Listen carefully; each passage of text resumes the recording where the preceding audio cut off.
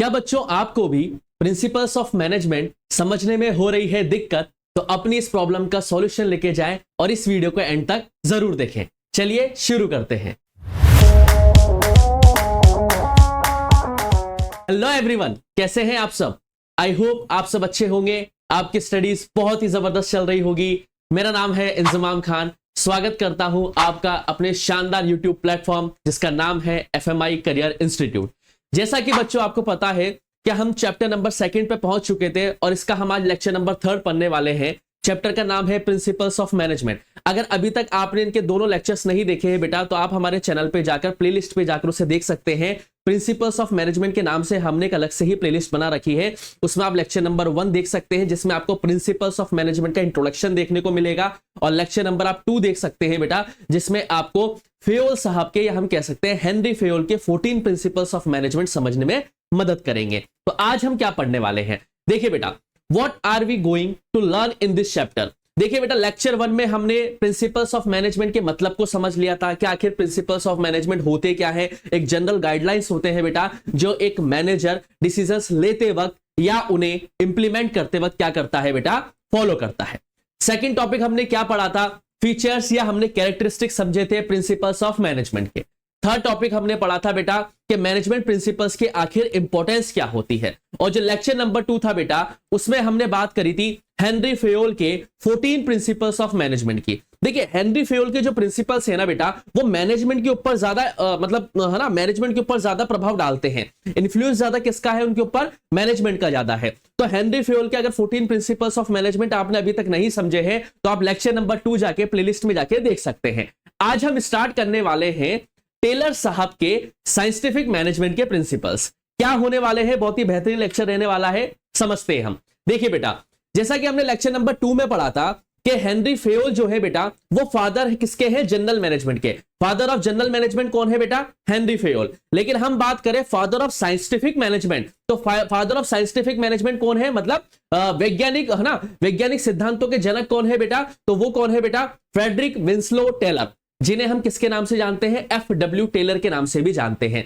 ये scientific principles of management के क्या है बेटा, जनक है, या इन्हें हम founder of scientific management principles भी कहते हैं। याद रखना, कंफ्यूज होने की जरूरत नहीं है। फादर ऑफ जनरल मैनेजमेंट कौन है बेटा, हेनरी फेयोल, और father of scientific management principles कौन है बेटा, आपके टेलर साहब।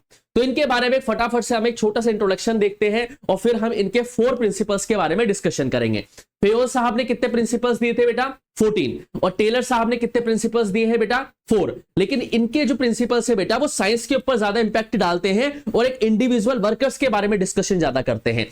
फेयोल साहब के अगर आप प्रिंसिपल्स देखोगे बेटा, जो 14 प्रिंसिपल्स हमने समझे हैं वो मैनेजमेंट के ऊपर ज्यादा प्रभाव डालते हैं, और जो टेलर साहब के हम प्रिंसिपल्स पढ़ेंगे बेटा ये वर्कर्स के ऊपर ज्यादा फोकस करते हैं। किसके ऊपर बेटा, वर्कर्स के ऊपर। तो हम समझते हैं इनका basic introduction. Frederick Winslow Taylor was a founder of scientific management movement. कौन है बेटा, ये फाउंडर है साइंटिफिक मैनेजमेंट के, यानी कि फादर है साइंटिफिक मैनेजमेंट के। By profession he was an American mechanical engineer. इनका प्रोफेशन क्या था बेटा, अमेरिका के अंदर एक मैकेनिकल इंजीनियर थे। According to Taylor, scientific management means knowing exactly what you want men to do and seeing that they do in the best way and the cheapest way. Taylor के हिसाब से scientific management का मतलब क्या है कि आप जो इंसान से काम करवाना वाले हैं वो कैसे करवाना है और क्या करवाना है, और उस काम को करवाने का सबसे चीपेस्ट मेथड या ऑप्टिमम यूटिलाइजेशन हम कैसे कर सकते हैं उस काम को करते वक्त। समझ में आया बच्चों, नहीं आया दोबारा समझो क्या बात हो रही है। टेलर साहब के हिसाब से क्या है कि साइंटिफिक मैनेजमेंट वो चीज होती है कि आप अपने एम्प्लॉय से या आप अपने सबऑर्डिनेट से क्या काम करवाना चाहते हैं, और जो काम आप करवाना चाहते हैं उसको सबसे चीपेस्ट वे में या ऑप्टिमम यूटिलाइजेशन के साथ किस तरीके से हम उसे कर सकते हैं ताकि इफेक्टिवनेस और एफिशिएंसी निकल के आ सके। Principles of scientific management, the Taylor has formulated the 4 principles of scientific management which are explained below. तो टेलर साहब ने कितने प्रिंसिपल्स दिए हैं बेटा मैनेजमेंट के, 4 प्रिंसिपल्स दिए हैं, और ये साइंटिफिक मैनेजमेंट के प्रिंसिपल्स के जनक कहे जाते हैं। तो याद रखना है बेटा, साइंटिफिक मैनेजमेंट का मतलब क्या है, यहाँ पे टेलर साहब क्या कहना चाहते हैं कि जो आप काम करवाना चाह रहे हैं उसका सबसे चीपेस्ट वे और बेस्ट वे क्या है काम करने का, वो ही हमें ढूंढना है इन साइंटिफिक मैनेजमेंट प्रिंसिपल्स की मदद से। क्लियर है बच्चों? तो फटाफट से हम चारों प्रिंसिपल्स को समझने की कोशिश करते हैं। और हमारा पहला प्रिंसिपल क्या है बेटा, science is not a rule of thumb. Science is not a rule of thumb, ये क्या है देखिए समझते हैं बेटा। According to this principle Taylor insist that each job performed in an organization should be based on scientific inquiry rather than an intuition or hit or trial method. यहां पे Taylor साहब क्या कहना चाहते हैं बेटा कि ऑर्गेनाइजेशन के अंदर जो भी आप काम परफॉर्म कर रहे हो वो साइंटिफिक इंक्वायरी के ऊपर बेस्ड होना चाहिए, ना कि इंट्यूशन के, कि मुझे ऐसा लगा ऐसा करना चाहिए या पहले भी ऐसे करते आ रहे थे और अभी भी ऐसे करना है। रूल ऑफ थंब का मतलब क्या होता है बेटा, यहां पे रूल ऑफ थंब का मतलब यह है कि जैसे आपने पहले काम किया था वैसे ही काम नहीं करते आना है। एनवायरमेंट के साथ, बदलते हुए माहौल के साथ, सिचुएशन के साथ आपको क्या करना पड़ेगा बेटा, अपनी प्लानिंग को, अपने काम को भी क्या करना पड़ेगा, चेंज करना पड़ेगा। He says that there must be thinking before doing. Taylor साहब क्या कहते हैं कि किसी भी काम को करने से पहले सोचो, चिंतन करो। ऐसा नहीं कोई भी काम कर लिया कि मेरा मन हुआ मैंने काम कर लिया, ऐसे नहीं करना है। टेलर साहब क्या कह रहे हैं कि किसी भी काम को करने से पहले सोचो, चिंतन करो, ठीक है। ऐसे नहीं कि पहले भी ऐसा ही काम किया था तो अभी भी वैसा ही काम करेंगे, नहीं। काम को करने से पहले हमें क्या करना पड़ेगा, सोचना पड़ेगा। इसको हम एक एग्जाम्पल से समझते हैं। क्या है एग्जाम्पल बच्चों? According to rule of thumb, rule of thumb के हिसाब से क्या है, the standard time requires to do a particular job is decided by managers on the basis of their past experience. क्या बात हो रही है बेटा कि किसी एक काम को, पर्टिकुलर जॉब को पूरा करने के लिए जो स्टैंडर्ड टाइम सेट किया जाता है वो मैनेजर्स डिसाइड करते हैं अपने पास्ट एक्सपीरियंस के आधार पर। वो तो करते हैं, लेकिन साथ के साथ ये भी देखिए, Taylor suggested that standard time should be set up scientifically by performing the time study and then the target should be fixed. Taylor यहां पे क्या सजेस्ट कर रहे हैं बेटा कि जो स्टैंडर्ड टाइम आप सेट कर रहे हो साइंटिफिक प्रोसेस से, साइंटिफिक इंक्वायरी से, उसको सेट करने से पहले आपको टाइम स्टडी पे फोकस करना पड़ेगा। उसके बाद आप दिन के टारगेट को क्या करोगे, फिक्स करोगे। तो सर ये टाइम स्टडी क्या होती है, इसे हम अभी आगे के लेक्चर में हम डिस्कस कर लेंगे। तो पहला हम क्या समझे बेटा, science is not a rule of thumb. इसमें टेलर साहब क्या कहना चाहते हैं कि कोई भी काम को करने से पहले आपको उस काम पे विचार करना चाहिए कि हम क्या काम करने वाले हैं, रादर देन इंट्यूशन और हिट और ट्रायल मेथड। मतलब पहले भी ऐसा किया था अभी भी ऐसा कर ले, ऐसा नहीं। काम को करने से पहले सोचो और उसके बाद उस काम को क्या लेके आओ बेटा, एक्शन में लेके आओ। ये पहला प्रिंसिपल बोलता है टेलर साहब का। क्लियर है क्या बेटा? आई होप आपको ये समझ में आई होगी। दूसरा प्रिंसिपल क्या है बेटा, हार्मनी नॉट डिस्कॉर्ड। डिस्कॉर्ड का यहां पे मतलब है कंफ्लिक्ट। हार्मनी मतलब प्रेम भाव बना रहे, कंफ्लिक्ट ना हो। यहां पे क्या बात हो रही है, यहां पे टेलर साहब क्या कहना चाह रहे हैं, देखते हैं। The Taylor emphasis that there should be complete harmonious relationship between workers and management. यहां पे टेलर साहब क्या कहना चाह रहे हैं बेटा कि एक ऑर्गेनाइजेशन या एक मैनेजमेंट के अंदर एक प्रेम भाव वाला या बढ़िया माहौल होना चाहिए वर्कर्स और मैनेजमेंट के बीच में। मैनेजमेंट वर्कर्स को थोड़ा सा इंपॉर्टेंस दे, वर्कर्स मैनेजमेंट को भी इंपॉर्टेंस दे। ये जरूरी है बेटा, क्योंकि जब एक वर्कर्स और मैनेजमेंट के बीच में किसी तरह का कोई क्लैशेस नहीं होगा, कंफ्लिक्ट नहीं होगा, जब उन दोनों के बीच में हार्मनी बनी रहेगी बेटा, तभी जाके एम्प्लॉय अपनी 100% एफिशिएंसी के साथ काम कर पाएगा और तभी जाके एक मैनेजमेंट अच्छी तरीके से ग्रो कर पाएगा। तो टेलर साहब यहां पे क्या बोलना चाह रहे हैं बेटा कि एक वर्कर्स और मैनेजमेंट, या हम कह सकते हैं मैनेजर्स और सबऑर्डिनेट के बीच में कंफ्लिक्ट वाली सिचुएशन नहीं होनी चाहिए, बल्कि कैसा रिलेशनशिप होना चाहिए, हार्मोनियस रिलेशनशिप होना चाहिए, प्रेम भाव वाला रिलेशनशिप होना चाहिए। मैनेजर सबऑर्डिनेट की बात पे ध्यान दे और सबऑर्डिनेट मैनेजर्स की बात पे ध्यान दे, तब जाके क्या होगा बेटा, एम्प्लॉय सही तरीके से काम कर पाएंगे और मैनेजमेंट एक अच्छी ग्रोथ को हासिल कर पाएगा। तो ये फोकस लगातार किस पे कर रहे हैं बच्चों, वर्कर्स पे फोकस कर रहे हैं। तो पहला प्रिंसिपल हमने क्या पढ़ा बेटा, science is not a rule of thumb. और दूसरा साइंटिफिक प्रिंसिपल हमने क्या पढ़ा टेलर साहब का, हार्मनी नॉट डिस्कॉर्ड। यानी कि वर्कर्स और मैनेजमेंट के बीच में एक हार्मोनियस रिलेशनशिप होना चाहिए बेटा, ताकि मैनेजमेंट अच्छी तरीके से रन कर पाए और एम्प्लॉय अपनी 100% एफिशिएंसी के साथ काम कर पाए। आई होप आपको ये चीज समझ में आ रही होगी। तीसरा प्रिंसिपल क्या बोलते हैं बेटा टेलर साहब, कॉपरेशन नॉट इंडिविजुअलिज्म। याद करो बेटा, हमने मैनेजमेंट का फीचर पढ़ा था बेटा, management is a group activity. आप मैनेजमेंट को आइसोलेशन में परफॉर्म नहीं कर सकते। जब आप एक बड़ी कंपनी रन कर रहे हो बेटा, तो उसमें आप अकेले रह के काम नहीं कर पाओगे, आपको कॉपरेशन की रिक्वायरमेंट होगी। तो यहां पे क्या कहना चाह रहे हैं टेलर साहब, समझते हैं। There should be a complete cooperation on the part of labours and management instead of individualism. क्या होना चाहिए, पूरे मैनेजमेंट के अंदर एक प्रॉपर कॉपरेशन होना चाहिए, कोऑर्डिनेशन होना चाहिए लेबर्स और मैनेजमेंट के बीच में। इंडिविजुअलिज्म नहीं होना चाहिए। मतलब ऐसे नहीं कि मैं अपने हिसाब से अपना काम कर लूंगा, आप अपना काम जानो, ऐसे नहीं। कॉपरेशन के थ्रू काम करना पड़ेगा। मेरा अपना काम हो गया तो मैं अपने सबऑर्डिनेट की क्या करूंगा, मदद करूंगा। और ये जो प्रिंसिपल है बेटा, ये हार्मनी नॉट डिस्कॉर्ड का ही एक्सटेंशन फीचर है। This principle is the extension of the principle harmony not discord. इसमें क्या बताया गया है बेटा कि मैनेजमेंट को एम्प्लॉयज को एक दूसरे को अपनी नीड समझनी पड़ेगी। मैनेजमेंट को ये समझना पड़ेगा कि एम्प्लॉयज हमारे लिए कितना जरूरी है, और एम्प्लॉयज को भी ये समझना पड़ेगा कि हमारा मैनेजर कितना हमारे लिए जरूरी है। जब जब एक एम्प्लॉय अपनी प्रॉब्लम को अपने मैनेजर के साथ सजेस्ट करने मतलब बातचीत करने के लिए जाए या कोई एडवाइस लेने के लिए जाए, तो मैनेजर की रेस्पॉन्सिबिलिटी बनती है कि उनको गौर से सुने और उनके सजेशन को वेलकम करे। ठीक है। इसी के साथ क्या होगा बेटा, वर्कर्स को ये अपॉर्चुनिटी भी होनी चाहिए कि वो अपनी प्रॉब्लम्स को मैनेजमेंट के साथ डिस्कस कर सके, ठीक है, क्योंकि जब डिस्कशन होगा ना बेटा तभी कॉपरेशन की फीलिंग आएगी। आप समझो बेटा, अगर एक अच्छा मैनेजमेंट कॉपरेट नहीं करता है एम्प्लॉइज को, तो एम्प्लॉइज का मैनेजमेंट से भरोसा उठ जाता है, फिर हड़ताल वगैरह हो जाती है, काफी सारे लोग छोड़ के चले जाते हैं बेटा, है ना, फिर दूसरी जगह पे क्या करते हैं बेटा, नौकरी तलाशते हैं। तो इससे क्या होता है बेटा, हम कहते हैं कहीं ना कहीं इनस्टेबिलिटी क्रिएट होती है पॉलिटिकल ऑर्गेनाइजेशन में। तो कॉपरेशन का माहौल क्रिएट होना चाहिए बेटा, एक मैनेजर की रेस्पॉन्सिबिलिटी है। एक साइंटिफिक मैनेजमेंट का प्रिंसिपल क्या है, एक मैनेजर की रेस्पॉन्सिबिलिटी है कि वो कंपनी के अंदर कॉपरेशन वाला माहौल बना के रखे बेटा, एक प्रॉपर सिस्टम हो कम्युनिकेशन का वर्कर्स के बीच में, मैनेजमेंट के बीच में, ताकि वर्कर्स अपनी समस्याओं को लगातार ऊपर के मैनेजर्स तक पहुंचा सके। और मैनेजर्स की भी रेस्पॉन्सिबिलिटी बनती है कि वो उनकी समस्याओं का समाधान करे, किसके साथ बेटा, वर्कर्स के साथ मिलकर। तब जाके क्या होगा बेटा, एक इंडिविजुअल एम्प्लॉय के दिल में कॉपरेशन की फीलिंग आएगी कि नहीं, मैनेजमेंट हमारा काम करता है। ये कब होगा बेटा, जब एक प्रॉपर सिस्टम होगा कम्युनिकेशन का और अपर मैनेजमेंट सुने बात को, वर्कर्स की बात को सुनना चाहिए, ऐसा नहीं कि धुतकार दे, अगर धुतकार देगा तो काम नहीं बन पाएगा। तो कॉपरेशन नॉट इंडिविजुअलिज्म, ठीक है, कॉपरेशन की फीलिंग होनी चाहिए बेटा, सहयोग की फीलिंग होनी चाहिए। ऐसा नहीं कि हम नॉन कॉपरेट करेंगे, कॉपरेट करना है बेटा आपको। समझ पा रहे नहीं समझ पा रहे? तो यहां पे टेलर साहब क्या बोल रहे हैं अपने तीसरे प्रिंसिपल्स में कि कॉपरेशन की फीलिंग होनी चाहिए एक मैनेजमेंट के अंदर, तब और वर्कर्स के बीच में, तब जाके एक मैनेजमेंट अच्छी तरीके से ग्रो हो पाएगा। क्लियर है बेटा, तीसरा प्रिंसिपल। चौथा प्रिंसिपल हम देखते हैं, क्या बात हो रही है बेटा, development of each and every person to his and her interest, efficiency and prosperity. ये क्या बात हो रही है, देखते हैं बेटा।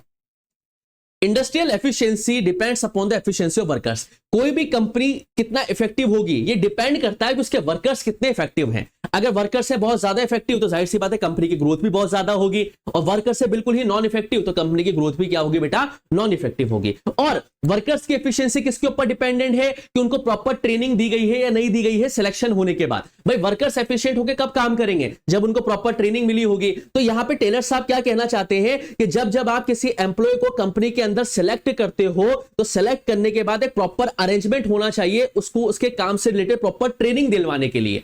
क्या बोलना चाह रहे हैं टेलर साहब कि जब जब आप किसी एम्प्लॉय को रिक्रूट करते हो तो रिक्रूट करने के बाद उसका एक प्रॉपर अरेंजमेंट होना चाहिए ताकि उसको अपने काम से रिलेटेड प्रॉपर ट्रेनिंग मिल सके। समझ पा रहे नहीं समझ पा रहे? और यहां पे टेलर साहब ये भी कहना चाह रहे हैं कि हर ईच एंड एवरी एम्प्लॉय को आप जो काम दे रहे हो वो उसकी एबिलिटी और उसके इंटरेस्ट के हिसाब से दो। इससे क्या होगा बेटा, एक इंडिविजुअल एम्प्लॉय अपनी 100% एफिशिएंसी के साथ काम करेगा और ये एम्प्लॉय के लिए भी बढ़िया रहेगा और मैनेजमेंट के लिए भी बढ़िया रहेगा। तो चौथा प्रिंसिपल क्या बोलता है, development of each and every person to his and her interest, efficiency and prosperity. जब एक इंडिविजुअल 100% एफिशिएंसी के साथ काम करेगा तो कंपनी भी ग्रो करेगी, लेकिन उस इंडिविजुअल के 100% एफिशिएंसी से काम करवाने के लिए क्या जरूरी है कि जब उसका रिक्रूटमेंट करा जा रहा है तो रिक्रूटमेंट के बाद उसको उसके काम से रिलेटेड एक प्रॉपर ट्रेनिंग दी जाए और इस तरीके से ट्रेनिंग दी जाए कि वो अपनी एबिलिटी और अपने इंटरेस्ट को बढ़ा सके। इस तरीके से जब वो काम करेगा बेटा तो जाहिर सी बात है उसकी एफिशिएंसी भी निकल के आएगी और कंपनी की एफिशिएंसी भी निकल के आएगी। तो ये चार प्रिंसिपल्स है बेटा जो वर्कर्स के ऊपर फोकस करते हैं, जो टेलर साहब कहना चाहते हैं। पहला, science is not a rule of thumb, यानी कि किसी भी काम को करने से पहले सोचो और हिट और ट्रायल मेथड को फॉलो मत करो कि जैसा पहले करते आ रहे थे वैसा का वैसा ही अभी करना है, ठीक है। दूसरा प्रिंसिपल क्या बोला, हार्मनी नॉट डिस्कॉर्ड, यानी कि वर्कर्स और मैनेजमेंट के बीच में एक हार्मोनियस रिलेशनशिप होना चाहिए ताकि कंपनी ग्रो कर सके। तीसरा हमने प्रिंसिपल क्या समझा बेटा, कॉपरेशन नॉट इंडिविजुअलिज्म, जो कि हार्मनी नॉट डिस्कॉर्ड प्रिंसिपल का ही क्या है, एक एक्सटेंशन। इसमें क्या बात हो रही है कि वर्कर्स और मैनेजमेंट के बीच में प्रॉपर कम्युनिकेशन सिस्टम होना चाहिए ताकि वर्कर्स अपनी बात को मैनेजमेंट तक पहुंचा सके और मैनेजमेंट उनकी बात को सुने भी सही ताकि कॉपरेशन की फीलिंग उनके दिलों में आ सके।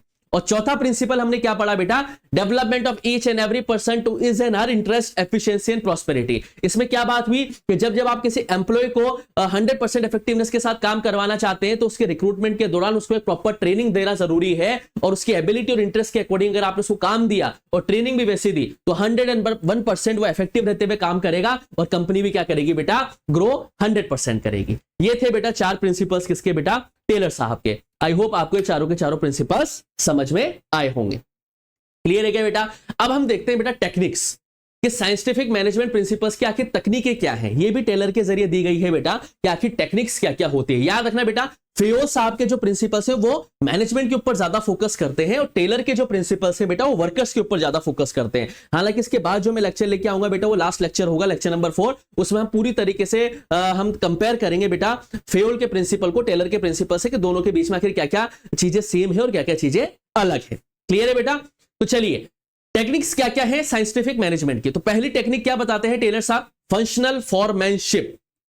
फॉरमैनशिप का मतलब क्या होता है बेटा, इंस्ट्रक्शन देने वाला व्यक्ति, इसे हम मैनेजर की तरह भी समझ सकते हैं। समझ पा रहे हो नहीं समझ पा रहे हो? तो देखिए, to improve the quality of supervision, अगर आपको सुपरविजन की क्वालिटी इंप्रूव करनी है, Taylor develop the idea of functional foremanship. तो टेलर ने कौन सा आइडिया दिया है बेटा? फंक्शनल फॉर्मेनशिप का दिया। याद रखना बेटा, प्रिंसिपल्स तो उसने 4 ही दिए हैं टेलर साहब ने, हम बात कर रहे हैं अब टेक्निक्स की। ठीक है, तो टेलर ने कौन सी टेक्निक दी है बेटा? फंक्शनल फॉर्मेनशिप की। इसका मतलब क्या होता है? देखिए, he believes that single foremanship may not be competent to supervise all functional matters। Taylor का यह मानना है कि सिंगल इंस्ट्रक्टर या सिंगल मैनेजर काफी नहीं है सभी फंक्शनल मैटर्स को सुपरवाइज करने के लिए। सो टेलर ने क्या बोला है कि मिनिमम 8 स्पेशलिस्ट होने चाहिए बेटा किसी काम को सुपरवाइज करने के लिए, गाइड करने के लिए और वर्कर्स को इंस्ट्रक्ट करने के लिए। फॉर्मेनशिप का मतलब क्या होता है? फॉर्मेनशिप का मतलब होता है बेटा इंस्ट्रक्शन देने वाला। तो यहां पे टेलर साहब क्या कहते हैं कि एक इंडिविजुअल या एक सिंगल इंस्ट्रक्शन देने वाला व्यक्ति पूरे फंक्शनल मैटर्स को सुपरवाइज नहीं कर सकता। यहां पे टेलर साहब ने क्या बोला है कि कम से कम 8 स्पेशलिस्ट होने चाहिए बेटा काम को सुपरवाइज, गाइड करने के लिए और वर्कर्स को इंस्ट्रक्ट करने के लिए।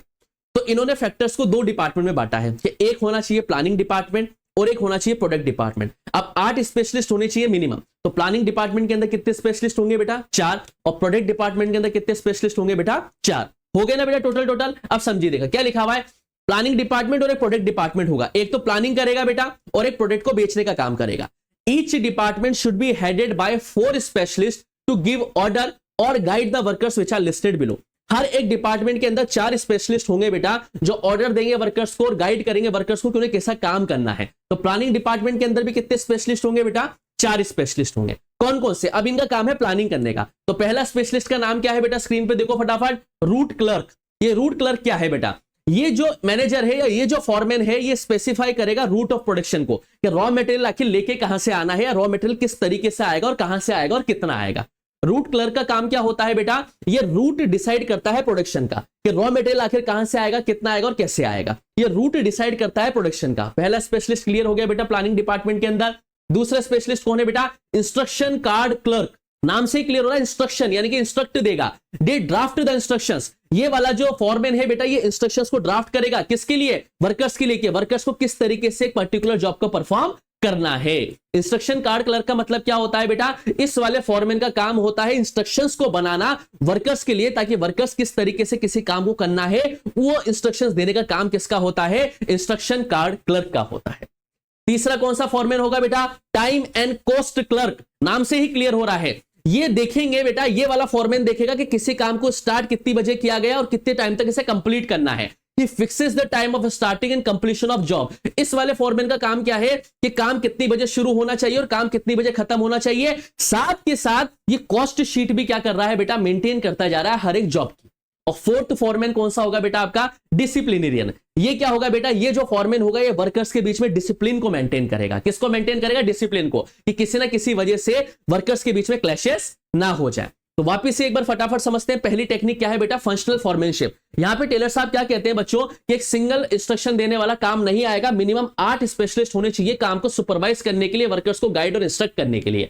और उसको 2 डिपार्टमेंट्स में 4-4 स्पेशलिस्ट में बांटा गया। प्लानिंग डिपार्टमेंट के अंदर 4 स्पेशलिस्ट होंगे और प्रोडक्शन डिपार्टमेंट के अंदर भी 4 स्पेशलिस्ट होंगे। प्लानिंग डिपार्टमेंट के अंदर पहला होगा बेटा रूट क्लर्क। इसका काम है प्रोडक्शन के रूट को स्पेसिफाई करना, कि रॉ मटेरियल कहां से आएगा, कितना आएगा, कैसे आएगा।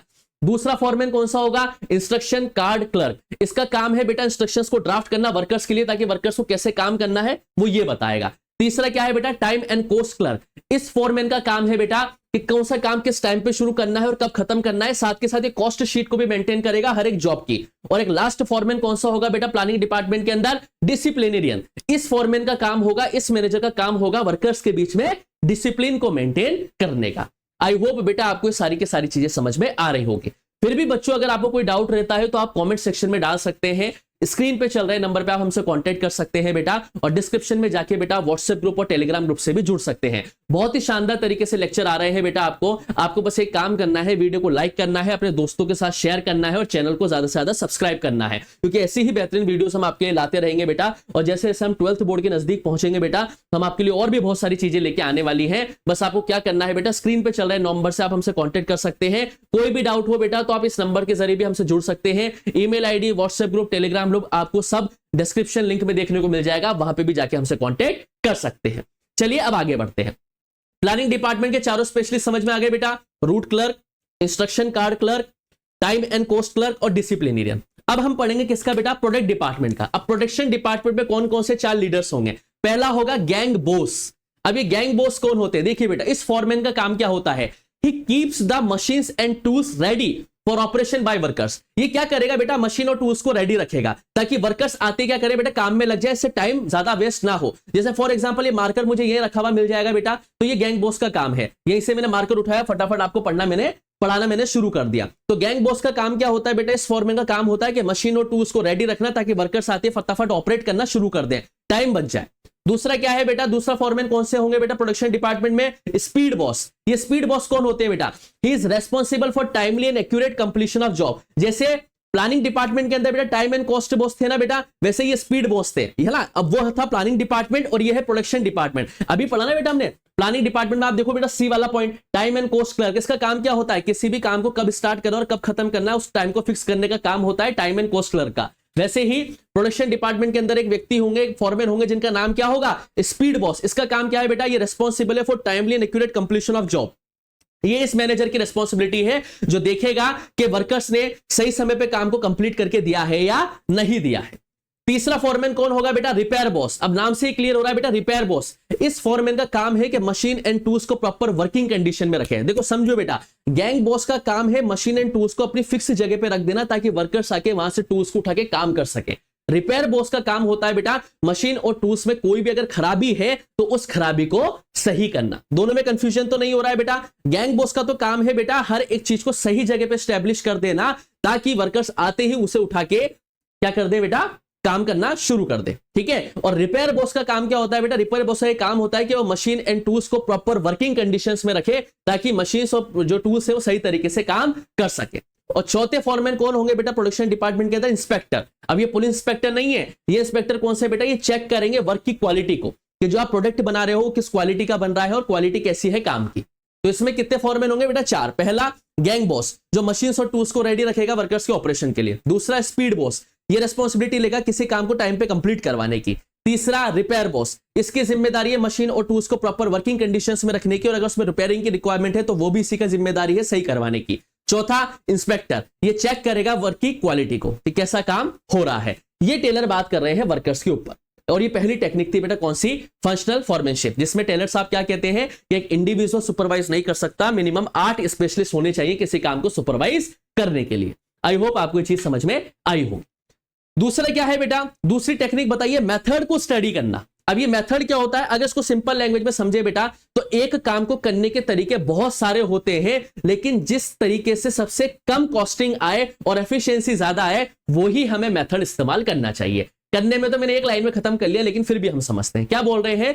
The object of a method studies to find out the best way of doing a job. Method study का मेन ऑब्जेक्टिव क्या है, किसी काम को करने का बेस्ट तरीका ढूंढना, ठीक है। देखिए बेटा एक ही काम को करने के बहुत सारे तरीके होते हैं, लेकिन एक ऐसा तरीका जिससे वो काम बहुत ही बेहतरीन तरीके से हो, साथ के साथ जो कॉस्ट है वो भी मिनिमम आ जाए। जब ऐसा मेथड मिल जाए तो टेलर साहब क्या कहते हैं, ऐसा ही मेथड मैनेजमेंट के अंदर इंप्लाई करना चाहिए ताकि रिजल्ट भी अच्छे मिले और ऑप्टिमम यूटिलाइजेशन भी हो जाए किसका बेटा, कॉस्ट का। तो Taylor suggested that method of production should not be decided by the rule of thumb but all the method must be tried in the organisation. सभी मेथड्स को ट्राई करना चाहिए ऑर्गेनाइजेशन के अंदर, और जो मेथड सबसे बढ़िया बेनिफिट लेके आ रहा है मिनिमम कॉस्ट के साथ उसे ही सेलेक्ट करना चाहिए। जैसा कि मैंने आपको बताया कि एक ही काम को करने के बहुत सारे तरीके होते हैं, लेकिन जिससे मैक्सिमम बेनिफिट मिले वो भी मिनिमम कॉस्ट के साथ, उसी मेथड को हमें क्या करना है बेटा, कंपनी के अंदर अडॉप्ट कर लेना है। ये बात कौन बोल रहे हैं बेटा, आपके ये बात बोल रहे हैं आपके टेलर साहब। तो दूसरा याद रह जाएगा बेटा मेथड स्टडी, एक ही काम को करने के बहुत सारे तरीके होते हैं, हमें वो तरीका लेना है बेटा जो सबसे ज्यादा बेनिफिट दे, साथ के साथ कॉस्टिंग को भी मिनिमम रखे, वो ही मेथड सबसे बेस्ट है और उसी को ही मैनेजमेंट के अंदर अप्लाई करना चाहिए। ये दूसरी टेक्निक बताते हैं बेटा टेलर साहब। तीसरी टेक्निक क्या बोलते हैं बेटा, मोशन को स्टडी करना। मोशन का मतलब क्या होता है, मूवमेंट। देखिए बेटा कभी कभार क्या होता है, कंपनी के अंदर एक ऑर्गेनाइजेशन के अंदर रेगुलर मूवमेंट होने की वजह से क्या होता है बेटा, टाइम कंज्यूमिंग टास्क लग जाता है। इसको थ्योरी से समझो पहले। Motion study refers to study moving like lifting, putting object, sitting and changing position. Motion का मतलब क्या होता है, किसी सामान को उठाना, रखना, बैठना और अपनी पोजीशन को चेंज करना। जिससे क्या होता है बेटा, अननेसेसरी मूवमेंट से क्या होता है बेटा, काफी सारा टाइम लगता है जॉब को एफिशिएंटली काम करने में। तो टेलर यहां पे क्या बोलते हैं कि स्टॉप वॉच का इस्तेमाल करो और वेरियस सिंबल्स देखो, जिससे कि कहां कहां पे हमें पता लगता है कि कौन सा मोशन जो है वेस्ट हो रहा है। उससे हम क्या करेंगे बेटा, उस वेस्टेज ऑफ मोशन को कम करेंगे। जैसे फॉर एग्जांपल मैं यहां पे खड़ा हुआ हूं और नीचे जमीन पे एक चीज रखी हुई है, तो मुझे उसे उठाने के लिए बार बार क्या करना पड़ेगा बेटा, झुकना पड़ेगा। तो झुकूंगा फिर उठूंगा तो समय जाएगा। अब मैंने इस मार्कर को क्या कर दिया, सामने वाली टेबल पे रख दिया। अब यहीं से मैं इसको उठा लूंगा, तो यहाँ पे मेरा टाइमिंग कम हुआ ना, क्योंकि मुझे शरीर को बेंड नहीं करना पड़ रहा है। समझ पा रहे नहीं समझ पा रहे बेटा? जमीन पे पड़ा हुआ रहता तो मुझे बार बार बेंड होकर ऊपर से निकालना पड़ता, लेकिन अब यहीं पर ही पास में मेरी टेबल रखी हुई है, मैंने यहीं से मार्कर को उठा लिया, तो मेरा बेंड होने का टाइम बच गया ना बेटा, मोशन मेरा बच गया ना। तो यहां पे टेलर साहब क्या बोलते हैं कि जो अनप्रोडक्टिव मोशन है, यानी कि जो अनप्रोडक्टिव मूवमेंट है कंपनी के अंदर, ऑर्गेनाइजेशन के अंदर, उन मोशंस को क्या करना है, हमें रिमूव करना है। ठीक है, तो वही बताया गया है बेटा कि मोशन स्टडी पढ़ने का क्या फायदा है, motions which are productive, motions which are unproductive and motion which are incidental. जैसे फॉर एग्जांपल एक दुकान है बेटा और उसका गोडाउन है 1 किलोमीटर दूर, तो वहां से सामान जाएगा फिर आएगा, उसमें समय बहुत जाएगा, ट्रांसपोर्टेशन कॉस्ट भी बहुत लगेगी। तो आपने क्या किया, दुकान के ऊपर ही जस्ट क्या बना दिया बेटा, गोडाउन बना दिया। अब फटाफट ऊपर गए और सामान लेके आ गए, अब इससे टाइम भी बचा और आपकी ट्रांसपोर्टेशन कॉस्ट भी बची। मोशन को स्टडी करना है, वो मोशन जो अनप्रोडक्टिव है उन्हें हटाना है, और जो मोशन प्रोडक्टिव है उनको क्या करना है, रखना है। अब मैं बार बार नीचे झुक झुक के पेन उठा रहा हूं तो बैंड होने में समय जा रहा है, लेकिन यहीं से उठा लिया मैंने, तो ये क्या हो गया बेटा, ये मोशन मेरा प्रोडक्टिव हो गया। तो मोशन को स्टडी करना, ऐसे मोशन जो अनप्रोडक्टिव है, जो ज्यादा टाइम कंज्यूम कर रहे हैं, उनको हटाना है, और ऐसे मोशन जो प्रोडक्टिवनेस लेके आ रहे हैं कंपनी के अंदर, मोशंस को इंक्लूड करना है। पहले 1 किलोमीटर दूर जाके गोडाउन से सामान भर के लाया करते थे, उसमें ट्रांसपोर्टेशन कॉस्ट और टाइम बहुत ज्यादा जाता था, लेकिन दुकान के ऊपर ये गोडाउन बना लिया गया है, फटाफट ऊपर से कोई सामान नीचे की तरफ आ गया। ठीक है, ये क्या हो गया, मोशन को प्रोडक्टिव बना दिया। समझ पा रहे नहीं समझ पा रहे? तो मोशन को ऐसे स्टडी करना है। और फोर्थ क्या बताते हैं बेटा टेलर साहब, टाइम को स्टडी करना है। ये टाइम क्या है बेटा, टाइम इज मनी। कोई व्यक्ति अगर आपको समय दे या पैसा दे, बात एक ही होती है। टाइम स्टडी क्या है? Time study is the technique used to measure the time that can be taken by an average worker to perform a that can be well defined job on the basis of various observations. The standard time is fixed. Time study का मतलब ये एक ऐसी technique है जिसमें हम ये find करते हैं कि एक एवरेज वर्कर को किसी एक काम को करने में कितना टाइम लग रहा है। इसको एग्जांपल से समझो। देखिए बेटा, एक वर्कर को एक कार्डबोर्ड बनाने में 30 मिनट लगते हैं। एक वर्कर को कार्डबोर्ड बनाने में 30 मिनट लगते हैं। ठीक है, एक कार्डबोर्ड बनाने में 30 मिनट लगते हैं, यानी कि 1 घंटे में वो कितने कार्डबोर्ड बनाएगा, 2। और अगर वो 8 घंटे काम कर रहा है बेटा, और 8 घंटे में से वो सिर्फ 1 घंटे लंच कर लेता है, तो यानी कि उसने 7 आवर्स काम किया। अब वो 1 घंटे में 2 कार्डबॉक्स बना रहा था, तो 7 आवर्स में वो कितने कार्डबॉक्स बनाएगा बेटा, 14 कार्डबोर्ड्स बनाएगा। ये आपको पता है बेटा। तो अब ये क्या हुआ, हमने एक स्टैंडर्ड टास्क सेट कर दिया, यानी कि किसी काम को कंप्लीट करने का टास्क क्या कर दिया कि एक व्यक्ति 7 घंटे में 14 कार्डबोर्ड्स बनाएगा। अब इससे हमें पता चल जाएगा कि वो कितना एफिशिएंट है। अगर एक व्यक्ति 7 घंटे में 15 या 16 कार्डबोर्ड बना देता है, तो जाहिर सी बात है उसकी इफेक्टिवनेस क्या है बेटा, ज्यादा है, और उसको उसी हिसाब से पेमेंट करी जाएगी। लेकिन एक व्यक्ति, भाई स्टैंडर्ड तो हमें पता लग गया कि एक एवरेज वर्कर को 1 घंटे के अंदर वो 2 कार्डबोर्ड बना लेता है, एवरेज। अब वो अपनी एफिशिएंसी से काम कर रहा है, तो हो सकता है वो 7 घंटे में कितना बना ले बेटा, 16-17 भी बना ले। तो जाहिर सी बात है ये एम्प्लॉय कैसा है, इफेक्टिव एम्प्लॉय है, तो उसको सैलरी भी ज्यादा दी जाएगी। और एक ऐसा एम्प्लॉय है बेटा जो एवरेज बेटा 14 बनाने हैं 7 घंटे में, लेकिन वो बनाई 10-12 रहा है, तो जाहिर सी बात है इस एम्प्लॉय की क्या आ रही है बेटा, इफेक्टिवनेस कम आ रही है। इसको थोड़ा समय देना पड़ेगा, इस पे काम करना पड़ेगा, और इसकी इस हिसाब से स्टैंडर्ड टाइम सेट किया जाएगा, और इसका इसी हिसाब से पैसे को भी सेट किया जाएगा। तो यहां पे टाइम स्टडी करने की बात कर रहे हैं कौन बेटा, टेलर साहब। कि कोई टाइम स्टडी को मेजर करने से पता चल जाता है बेटा कि एक एवरेज वर्कर किसी काम को करने में कितना टाइम ले रहा है और उसकी इफेक्टिवनेस और एफिशिएंसी कितनी आ रही है। जैसा कि हमने अभी ये देखा कि एक कार्डबोर्ड बनाने में 30 मिनट लगते हैं एवरेज व्यक्ति को, तो 1 घंटे में 2 बना रहा है और 7 घंटे में 14 बना रहा है। अब एक वर्कर ने बेटा 15-16 बना लिए, तो वो जाहिर सी बात है हायर इफेक्टिव निकल गया। और एक वर्कर जो है बेटा वो 12 या 13 ही बना रहा है, तो उसकी एफिशिएंसी क्या आ गई है बेटा, कम आ गई है, तो उस पर हमें काम करना पड़ेगा। तो ये होती है बेटा टाइम स्टडी। और क्या टेक्निक्स है, अच्छा आज इतनी ही टेक्निक्स है, आज हमने सिर्फ 4 टेक्निक्स पढ़ी। तो फटाफट से एक बार रिकॉल कर लेते हैं बेटा, हमने क्या देखा, फटाफट से हमने क्या देखा बेटा कि टेलर साहब ने 4 प्रिंसिपल्स बताए हैं साइंटिफिक मैनेजमेंट के। फेयोल ने बताए थे 14, टेलर साहब ने बताए हैं 4। Science is not a rule of thumb, harmony not Discord, और इसी के एक्सटेंशन कौन था बेटा, कोऑपरेशन नॉट इंडिविजुअलिज्म। और एक हमने पढ़ा था बेटा कि हर एक इंडिविजुअल का डेवलपमेंट देखना है, उसको प्रॉपर ट्रेनिंग देनी है काम करते वक्त। टेक्निक्स हमने देखी बेटा, फंक्शनल फॉर्मेनशिप के सिर्फ एक लीडर नहीं होना चाहिए, कम से कम मिनिमम 8 सुपरवाइजर्स वाइजर्स होने चाहिए।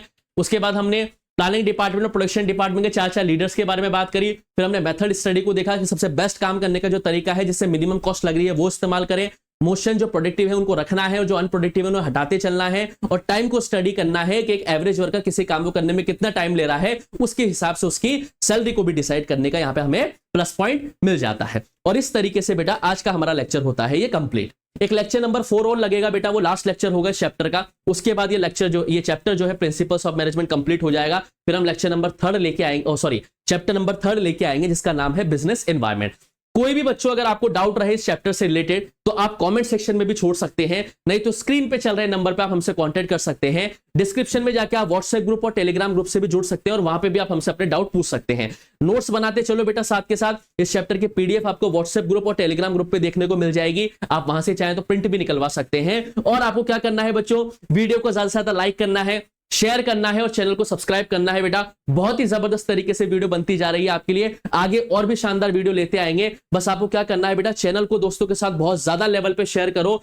फ्री एजुकेशन मिलने वाली है आपको यहाँ पे क्लास 12th बोर्ड से रिलेटेड। 11th क्लास के लेक्चर्स भी हम जल्दी आपके लिए लाना शुरू करेंगे बेटा, लेकिन 12th की अभी हम थोड़ा ज्यादा वेटेज दे रहे हैं, लेकिन ऐसा नहीं है कि 11th को इग्नोर करेंगे। 11th क्लास के भी लेक्चर्स आपके लिए धीरे धीरे बन रहे हैं, वो भी हम लेकर आते रहेंगे आपके लिए। बस आपको क्या करना है बच्चों, हमारे साथ जुड़े रहना है। वीडियोस पसंद आ रही है तो लाइक करना है, शेयर करना है। कोई भी डाउट हो तो कॉमेंट सेक्शन में आप हमें बता सकते हैं और हमारे चैनल से जुड़ना है बेटा। बहुत ही जबरदस्त तरीके से लेक्चर बन रहे हैं, बस आपको हमारा सपोर्ट बना के रखना है बेटा। आगे भी ऐसे ही शानदार लेक्चर्स आपको मिलते रहेंगे। जल्दी ही मिलूंगा बेटा प्रिंसिपल्स ऑफ मैनेजमेंट के लेक्चर नंबर 4 से आपके साथ। तब तक के लिए आप लोग पढ़ते रहो, मस्त रहो। Thank you, bye bye.